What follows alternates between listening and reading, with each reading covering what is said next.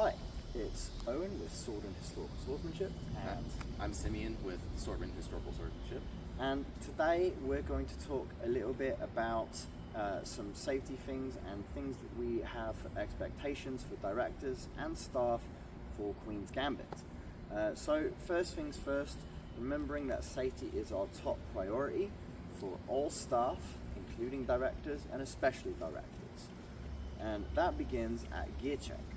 So we're going to go through how you should be checking for gear and your general order of operations and general ideas about how you should be conducting yourselves in a safe manner.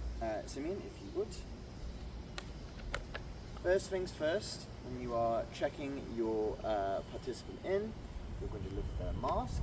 You're going to make sure that there's no big gaps or anything like that. You're going to check to make sure that they have sufficient back of head protection and that nothing seems to be like it's out of repair. The next thing that you're going to do is you're going to take one hand and you're going to kind of go across the mask like so, making sure that there's no dents or anything like that.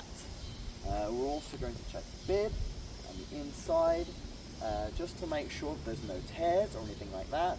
And then I recommend you have a glove for this, but then you will test the inside of the mask as well for both sides.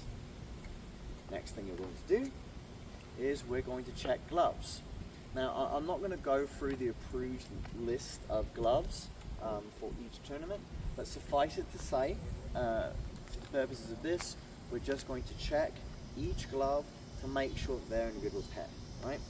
So again, just like before, I'm checking the outside, making sure there's no cracks in the plastic or anything like that. I'm also going to check the inside to make sure there's no appreciable tears. I'm going to do the same thing for the other one, and this fencer is good to go. Next thing I'm going to do, as soon as I have got their gloves and their mask checked, is I'm going to do the sort of car wash method of checking their gorget first, right? Making sure that they have one, making sure that there's no tears or anything serious on their jacket. Then I'm going to kind of like test to make sure they've got hard elbows, hard forearms, all that type of thing. And again, the same thing with the lower portion. And in terms of groin protection, we simply ask that you remind each participant of the groin protection policy. There's no need to ask for anybody to do any cup check or anything like that. Just make sure that they are informed of the groin protection policy. As always, if you have any questions about the approved gear, feel free to email us directly, and we'll be happy to answer them on a case-by-case basis. Thank you very much.